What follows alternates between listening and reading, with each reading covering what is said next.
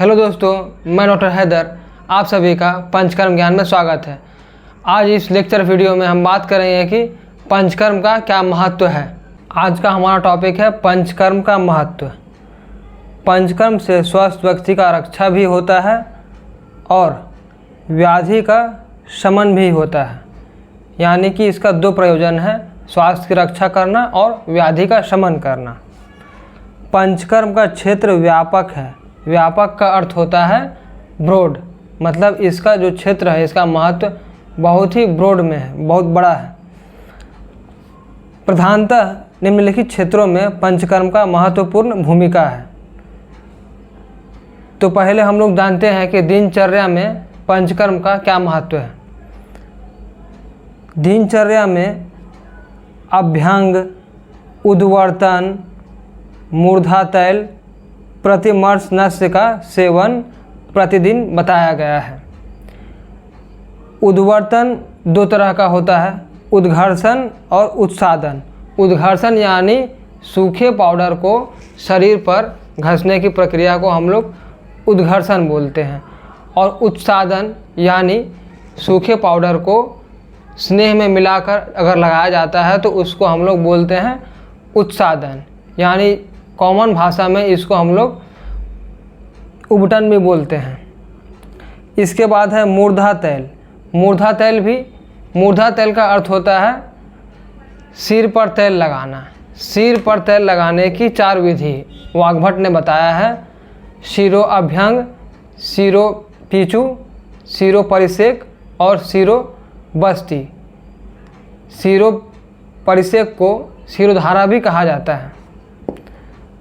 और प्रतिमर्श नस्य यानी ऐसा नस्य जो डेली दिया जा सकता है और हर एक नॉस्ट्रिल में 2-2 बूंद लेना है। इसके बाद धूमपान बताया गया है। धूमपान अगर करना है तो प्रायोगिक धूमपान करना है, ऐसा धूमपान जो डेली किया जाता है। तो प्रायोगिक धूमपान में गुग्गुल, नीम, हरिद्रा को घी के साथ मिलाकर प्रतिदिन धूमपान किया जाता है। इसके बाद कवल का वर्णन किया गया है। गंडूस का वर्णन है। अगर डेली गंडूस करना है दिनचर्या के रूप में तो तिल तैल से गंडूस करना चाहिए। ये स्वास्थ्य के लिए बहुत ही अच्छा है। दिनचर्या के बाद आता है ऋतुचर्या। ऋतुचर्या में ऋतु के अनुसार पंचकर्म के बारे में बताया गया है कि कौन सा ऋतु में कौन सा पंचकर्म करना चाहिए और उससे क्या लाभ होता है। ऋतु अनुसार शरीर में दोषों की स्थिति बदलती रहती है। दोषों की चय, प्रकोप, प्रशम अवस्था ऋतु अनुसार बदलती रहती है। यानी ऋतु के अनुसार दोष शरीर में घटता बढ़ता रहता है। इसलिए हम लोगों को दोष की अवस्था को देखते हुए अगर दोष बढ़ जाए तो पंचकर्म करना चाहिए।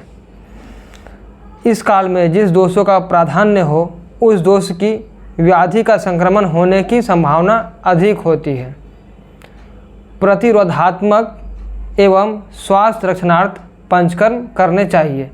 यानी इम्यूनिटी के लिए और स्वास्थ्य की रक्षा करने के लिए पंचकर्म करानी चाहिए। तो अब बात करते हैं कि कौन सा ऋतु में कौन सा पंचकर्म करना चाहिए। तो पहले बात करते हैं शिशिर ऋतु का।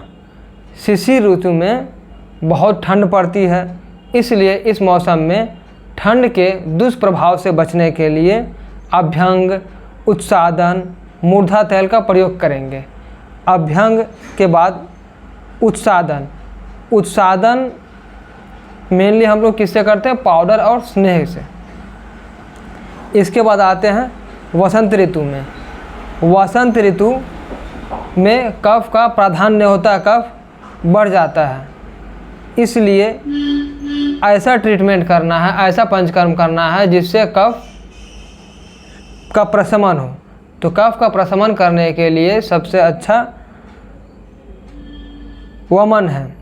इसलिए इस ऋतु में कफज व्याधियों से बचने के लिए ऋतुचर्या के रूप में वमन करना चाहिए। इसके साथ ही उद्वर्तन, इसमें मेनली हम लोग उद्घर्षण करते हैं। इसमें त्रिफला पाउडर को लेकर, त्रिफला चूर्ण को लेकर पूरे शरीर में उद्घर्षण यानी घसते हैं, रब करते हैं। साथ ही धूम लेना है, धूम भी लेना है तो ऐसा धूम लेना है जिससे कफ का शमन हो। इसमें हम लोग मेनली हरिद्रा, त्रिफला, वचा, दशमूल का धूमपान किया जाता है। इसके बाद बात करते हैं कवल। अगर कवल करना है तो इसमें शुंठी और उष्ण जल को मिलाकर कवल करना है। कवल यानी सिंपली कुल्ला करना है। इसके बाद बात करते हैं ग्रीष्म ऋतु। इस ऋतु में बहुत गर्मी होने के कारण शरीर दुर्बल रहता है, इसलिए किसी भी शोधन चिकित्सा के लिए आदर्श नहीं है, बल्कि शीत प्रलेप या कोई अन्य शीतल उपचार किया जा सकता है। मतलब यहाँ पर ग्रीष्म ऋतु में कोई भी पंचकर्म करना उचित नहीं है, बस प्रलेप किया जा सकता है, वो भी शीतल द्रव्य से प्रलेप किया जा सकता है। इसके बाद बात करते हैं वर्षा ऋतु। वर्षा ऋतु में वात का प्रकोप रहता है और वात का प्रकोप के लिए सबसे बढ़िया होता है बस्ती, इसलिए इस काल में बस्ती किया जाना चाहिए। इसके बाद बात करते हैं शरद ऋतु में। इस काल में पित्त का प्रकोप होता है, इसलिए पित्त को शरीर से बाहर निकालने के लिए तिक्त स्नेहपान, विरेचन, रक्त मोक्षण किया जाता है। तिक्त द्रव्य में वायु और आकाश महाभूत होता है, जो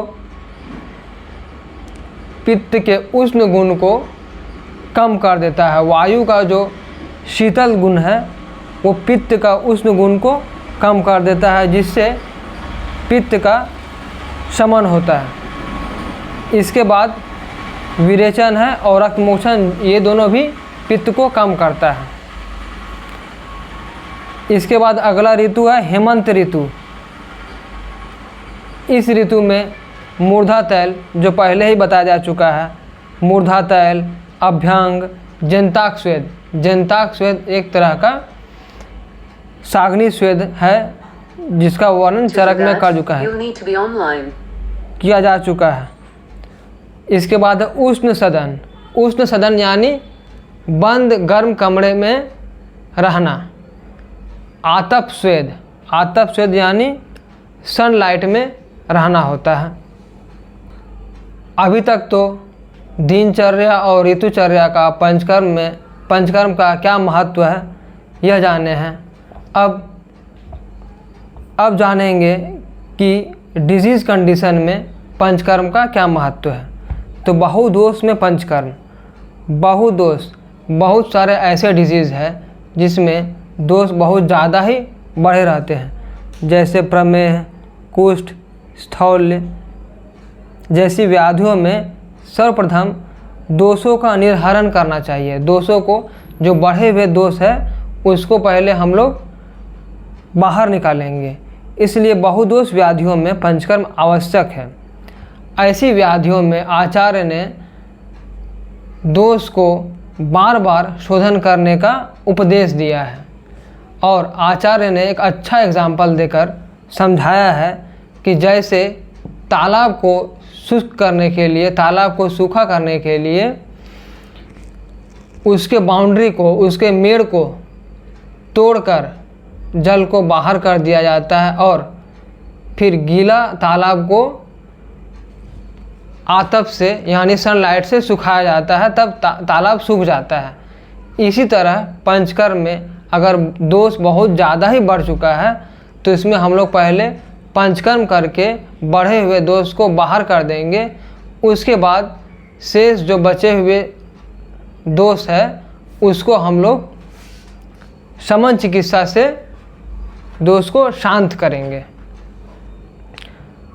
तालाब को शुष्क करने के लिए जिस प्रकार तालाब से बांध तोड़कर जल निकालना पड़ता है और शेष जल को सूर्य के ताप से शुष्क करना पड़ता है, उसी प्रकार बहुदोष में पंचकर्म की सहायता से दोषों का निर्हरण करके शेष दोषों की शमन चिकित्सा करनी चाहिए। ये बात तो समझ गए हैं कि बहुदोष में शोधन चिकित्सा करनी चाहिए, लेकिन अब यह कैसे मालूम चलेगा कि इस पेशेंट में बहुदोष है या नहीं है। तो इसलिए आचार्य ने बहुदोष के कुछ लक्षण बताए हैं। अविपाक यानी इंडाइजेशन, अरुचि यानी भूख ना लगना, स्थौल्य शरीर में स्थूलता हो जाना, पांडु यानी अनीमिया, गौरव यानी शरीर में भारीपन, क्लम थकावट, पीड़िका शरीर में लाल लाल गोल गोल दाग हो जाना, कोट अर्टिकेरिया, कंडू शरीर में पूरे शरीर में खुजली होता है, आलस्य, श्रम, अवसाद, अति निद्रा, निद्रानाश, तंद्रा, तंद्रा यानी हमेशा सोने जैसा मन करना। तो ये सारे लक्षण अगर मिलता है तो हम लोग मान लेते हैं कि इस व्यक्ति में या इस पेशेंट में दोष बहुत ही ज़्यादा बढ़ चुका है, इसमें पंचकर्म करना चाहिए। अब बात करते हैं चौथा नंबर पॉइंट, पंचकर्म से अपुनर्भव। यानी बताया जा रहा है कि पंचकर्म करने से रोग दोबारा उत्पन्न नहीं होता है। अपुनर्भव का मतलब होता है कि डिजीज़ रेमिशन नहीं करता, वो डिजीज़ फिर से दोबारा नहीं आता है। तो इसको आचार्य चरक ने सूत्र स्थान 16वें नंबर चैप्टर में अच्छे से एक श्लोक में एक्सप्लेन किया है कि दोषः कदाचित कुपयन्ति जीता लंघन पाचनय जीता संशोधनय तू न तेषां पुनरुद्भव। यानी लंघन और पाचन जैसा समन चिकित्सा करने से हो सकता है दोष कभी कभी शांत हो जाता है, कुपित दोष को हम लोग जीत लेते हैं यानी शांत कर लेते हैं। लेकिन अगर संशोधन करते हैं, संशोधन यानी पंचकर्म अगर करते हैं तो बढ़े हुए दोष पूर्ण रूप से शांत हो जाते हैं और वो डिजीज़ पुनरुद्भव दोबारा न तेसा पुनरुद्भव यानी वो दोष फिर से उद्भव नहीं लेते हैं, मतलब दोबारा नहीं होते हैं। आचार्य चरक ने पंचकर्म का महत्व स्पष्ट करते हुए वर्णन किया है कि लंघन पाचन जैसे उपक्रम अर्थात समन चिकित्सा से दोष पुनः प्रकोप हो सकते हैं, लेकिन संशोधन यानी पंचकर्म करने से व्याधि का पुनरुद्भव होने की संभावना कम होती है। इसलिए बार बार उत्पन्न होने वाली व्याधियों में पंचकर्म चिकित्सा आवश्यक है। अब बात करते हैं पांचवा नंबर पॉइंट, जनपद उद्वंस में पंचकर्म। अगर कोई पैंडेमिक कंडीशन है, जैसे पहले कोविड आया था, अगर उस कंडीशन में पंचकर्म कराया जाए तो बहुत ही लाभ मिलता है। वायु, जल, देश, काल की विषम अवस्था से जब जनपद मतलब कोई बड़े एरिया में महामारी यानी पैंडेमिक कंडीशन होता है तो उस समय पेशेंट को निरोग बनाने के लिए पंचकर्म किया जाता है। आजकल जैसे केरल में निपा वायरस फैल रहा है। अब बात करते हैं छठवां नंबर पॉइंट, अधारणीय वेग जन्य रोगों में पंचकर्म। अगर अधारणीय वेग को धारण किया जाने से जो रोग उत्पन्न होता है तो उसमें पंचकर्म करना चाहिए। तो पंचकर्म में क्या क्या पंचकर्म बताया गया है? स्वेदन हालांकि ये पंचकर्म नहीं है, लेकिन ये पंचकर्म का पूर्व रूप है और यह खुद ही एक मेन कर्म है। अभ्यंग, स्नेहपान, अनुवासन, निरूह बस्ती, अनुवासन बस्ती, उत्तर बस्ती, रक्त मोक्षण, विरेचन, धूमपान, नस्य आदि का वर्णन किया गया है अधारणीय वेग को धारण करने से। अब बात करते हैं कि रसायन चिकित्सा में पंचकर्म का क्या महत्व है। तो इसको अच्छे से आचार्य चरक ने समझाया है कि जिस प्रकार मलिन वस्त्र यानी गंदे कपड़े पर रंग चढ़ाना मुश्किल होता है, उसी प्रकार पंचकर्म के बिना रसायन चिकित्सा करना मुश्किल होता है। यानी पंचकर्म के बिना रसायन चिकित्सा अधूरा है और इसका पूरा इफ़ेक्ट नहीं मिलता है। इसलिए रसायन चिकित्सा करने से पहले पंचकर्म करना ज़रूरी है। इसके बाद लास्ट पॉइंट है अष्टांग आयुर्वेद में पंचकर्म। अष्टांग आयुर्वेद में क्या क्या है? काय, बाल, ग्रह, ऊर्ध्वांग, शल्य, दंष्ट्रा, जरा, विरसान। लेकिन इसमें पंचकर्म का कोई शाखा नहीं है। लेकिन हर एक शाखा में, अष्टांग आयुर्वेद का हर एक अंग में पंचकर्म का उल्लेख है।